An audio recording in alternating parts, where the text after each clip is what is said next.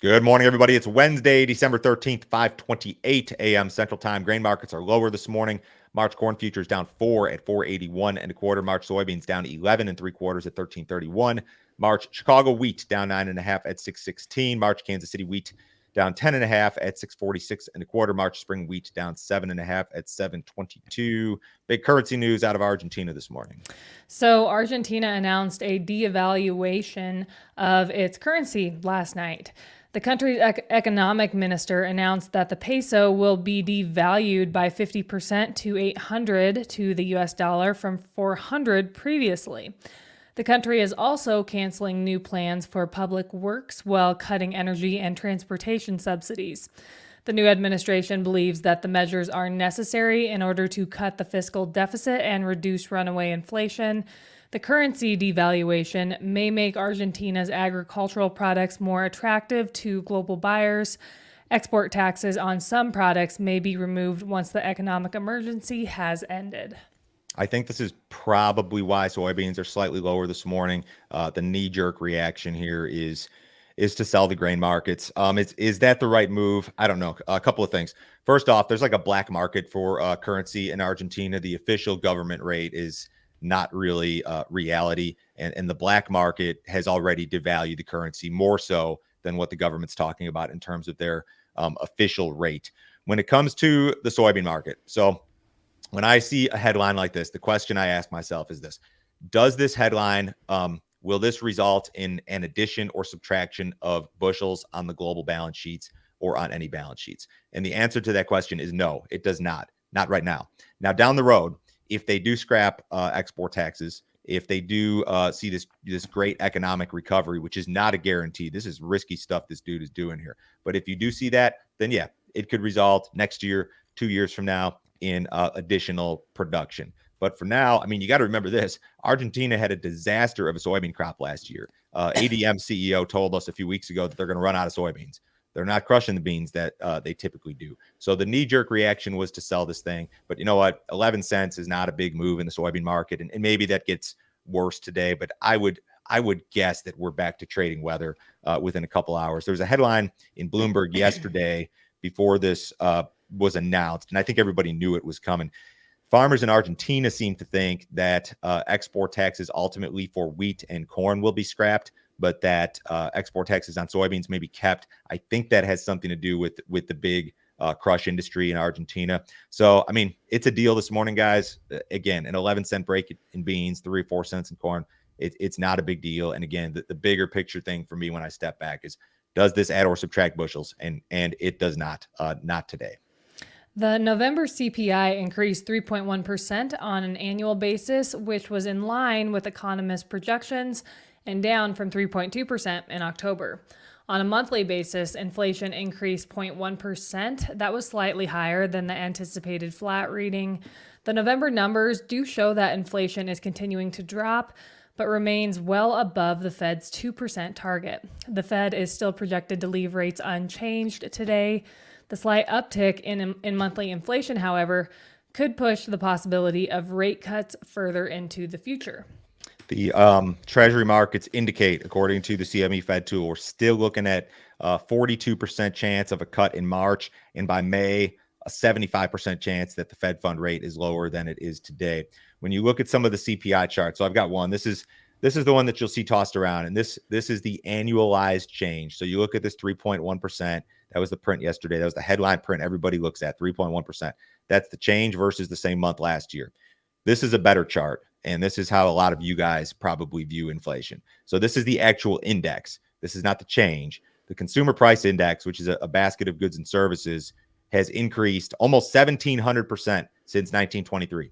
And guess what? Over the next 100 years, it's going to increase more than that, because just like Argentina, we are addicted to money printing and spending, and we can't wean ourselves off of it. The government fully admits that the U.S. dollar has lost 94% of its purchasing power since 1923.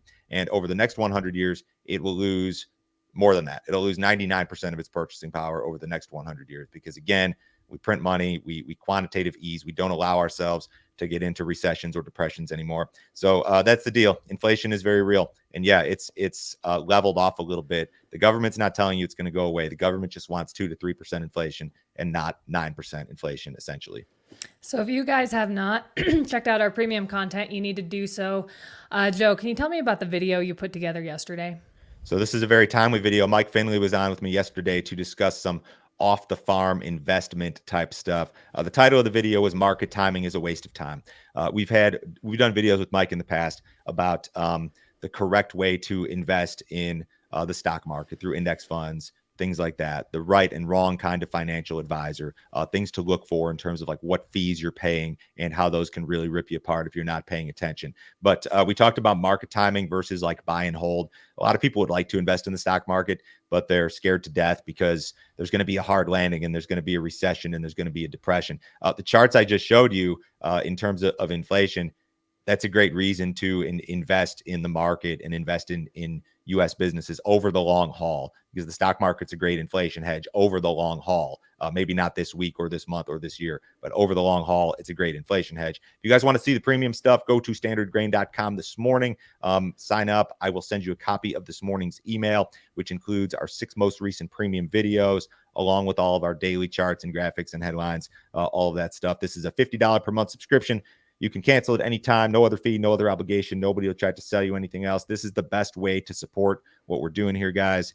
We don't make money off the podcast. YouTube pays us enough to barely keep the lights on. So this is what keeps us running every single day here. So support what we're doing, support independent media. Sign up this morning and check out what we're doing here. On Monday, GE announced that it had completed testing 10 airplane engine models with 100% sustainable aviation fuel. The SAF used in the tests was made from vegetable oils, waste oils, or fats.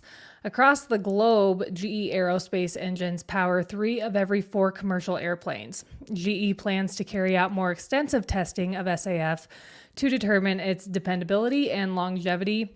U.S. airlines such as American, Delta, and United have committed to achieving net zero carbon emissions by 2050.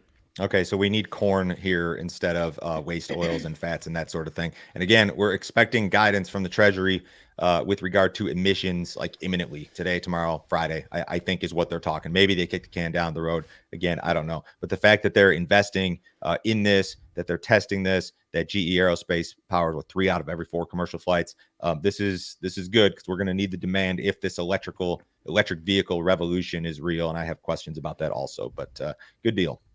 The Brazilian Association of Vegetable Oil Industries has lowered its estimate for Brazil's soybean crop by almost 3 million tons to 161.9 million tons. USDA recently reduced its estimate for the season's Brazilian soybean crop to 163 million tons, and CONAB, Brazil's USDA, has dropped its projection to 162.4 million tons. The Association of Vegetable Oil Industries did raise its estimate for Brazil's soybean exports to 100.2 million tons next year and also raised its projection for crushing to 54.5 million tons. So all the estimates continue to come down gradually, and the private groups have been more aggressive with their cuts than the public groups, your USDAs and your CONABs of the world. I don't think. I mean, this is a fluid situation. It's happening in real time. The weather forecast does not look good to me. The next 5 days, largely dry for your key soybean areas in Brazil, barring maybe some far northern areas. Supposed to be some rains that come back in next week, but as you guys know, any forecast beyond 4 or 5 days is generally unreliable. So I think we'll be back to trading weather later today. If I had to guess, I think we're probably we've got a knee jerk to this Argentina thing going on here this morning. I could be wrong about that. Of course, there's no guarantees in this business, but I think the weather in Brazil is still the biggest thing, bar none, when it comes to soybeans and very soon corn once they begin planting that second corn crop. USDA reported a flash sale of soybeans on Tuesday. U.S. exporters sold 198,000 metric tons of soybeans to unknown destinations for delivery during the current marketing year. Since the beginning of December, exporters have sold a total of 1.05 million metric tons of soybeans through 7 flash sales. Still a lot of questions about shipping. One of the news wires printed an article earlier this week, and it said that these Panama Canal issues were going to persist well into 2024. So while we're selling more soybeans, the shipping situation still remains a question mark. The Brazil thing remains a question mark. And those are two big things that could move the needle one way or the other when it comes to demand ultimately.